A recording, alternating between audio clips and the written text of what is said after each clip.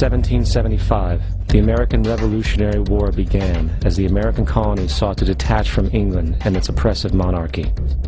Though many reasons are cited for the revolution, one in particular sticks out as the prime cause: that King George III of England outlawed the interest-free, independent currency the colonies were producing and using for themselves, in turn forcing them to borrow money from the Central Bank of England at interest, immediately putting the colonies into debt. And as Benjamin Franklin later wrote, the refusal of King George III to allow the colonies to operate an honest money system which freed the ordinary man from the clutches of the money manipulators was probably the prime cause of the revolution. In 1783, America won its independence from England. However, its battle against the central bank concept and the corrupt, greed-filled men associated with it had just begun. So what is a central bank?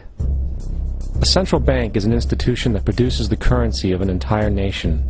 Based on historical precedent, two specific powers are inherent in central banking practice: the control of interest rates and the control of the money supply, or inflation. The central bank does not simply supply a government's economy with money, it loans it to them at interest.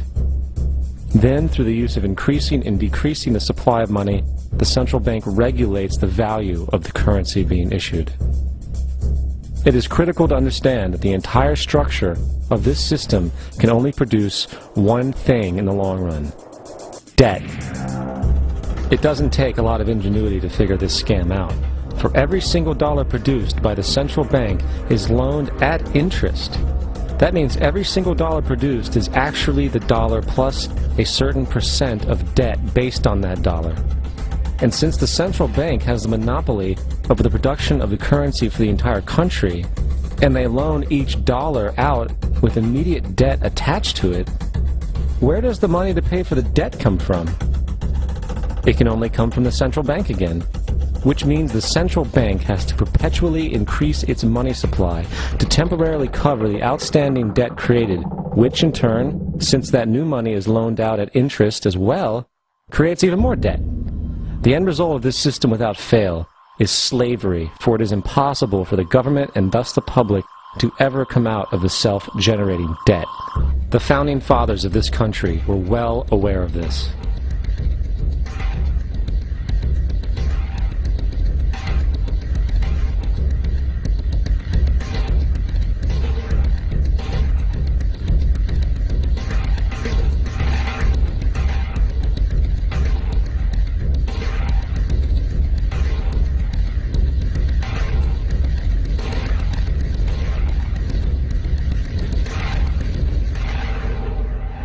By the early 20th century, the U.S. had already implemented and removed a few central banking systems, which were swindled into place by ruthless banking interests.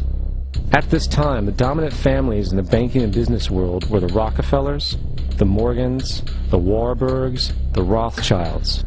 And in the early 1900s, they sought to push once again legislation to create another central bank. However, they knew the government and public were very weary of such an institution, so they needed to create an incident to affect public opinion.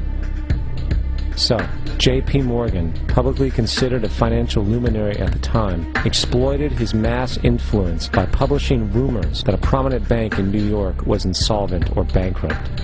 Morgan knew this would cause mass hysteria, which would affect other banks as well. And it did.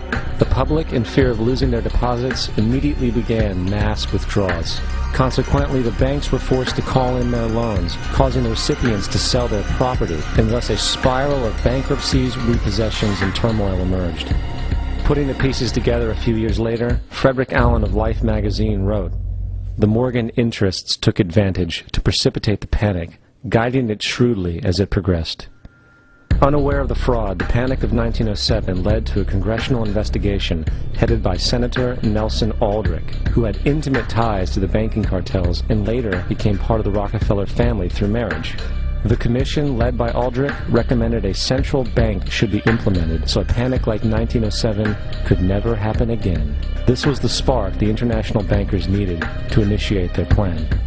In 1910, a secret meeting was held at a J.P. Morgan estate on Jekyll Island off the coast of Georgia. It was there that the central banking bill called the Federal Reserve Act was written. This legislation was written by bankers, not lawmakers. This meeting was so secretive, so concealed from government and public knowledge that the 10 or so figures who attended disguised their names when en route to the island. After this bill was constructed, it was then handed over to their political frontman, Senator Nelson Aldrich, to push through Congress. And in 1913, with heavy political sponsorship by the bankers, Woodrow Wilson became president, having already agreed to sign the Federal Reserve Act in exchange for campaign support. And 2 days before Christmas, when most of Congress was at home with their families, the Federal Reserve Act was voted in, and Wilson in turn made it law.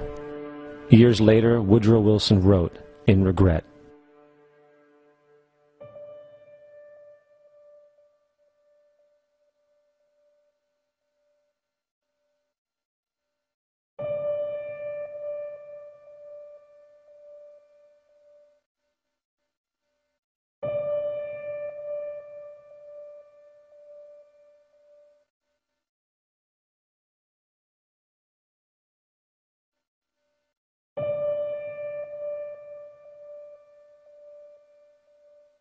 Congressman Louis McFadden also expressed the truth after the passage of the bill. A world banking system was being set up here, a superstate controlled by international bankers, acting together to enslave the world for their own pleasure. The Fed has usurped the government. Now, the public was told that the Federal Reserve System was an economic stabilizer, and inflation and economic crises were a thing of the past. Well, as history has shown, nothing is further from the truth. The fact is, the international bankers now had a streamlined machine to expand their personal ambitions. It's alive! It's alive! It's alive! For example, from 1914 to 1919, the Fed increased the money supply by nearly 100%, resulting in extensive loans to small banks and the public. Then, in 1920, the Fed called in mass percentages of the outstanding money supply, thus resulting in the supporting banks having to call in huge numbers of loans, and, just like 1907, bank runs, bankruptcy, and collapse occurred. Over 5,400 competitive banks outside of the Federal Reserve System collapsed, further consolidating the monopoly of a small group of international bankers. Privy to this crime, Congressman Lindbergh stepped up and said in 1921, "Under the Federal Reserve Act, panics are scientifically created. The present panic is the first scientifically created one, worked out as we figure a mathematical equation." However, the panic of 1920 was just a warm-up. From 1921 to 1929, the Fed again increased the money supply, resulting once again in extensive loans to the public and banks. There was also a fairly new type of loan called a margin loan in the stock market. Very simply, the margin loan allowed an investor to put down only 10% of a stock's price, with the other 90% being loaned through the broker. In other words, a person could own $1,000 worth of stock with only $100 down. This method was very popular in the roaring 1920s, as everyone seemed to be making money in the market. However, there was a catch to this loan. It could be called in at any time and had to be paid within 24 hours. This is termed a margin call, and the typical result of a margin call is the selling of the stock purchased with the loan. So, a few months before October in 1929, J.D. Rockefeller, Bernard Baruch, and other insiders quietly exited the market, and on October 24th, 1929, the New York financiers who furnished the margin loans started calling them in masse. This sparked an instantaneous, massive sell-off in the market, for everyone had to cover the margin loans.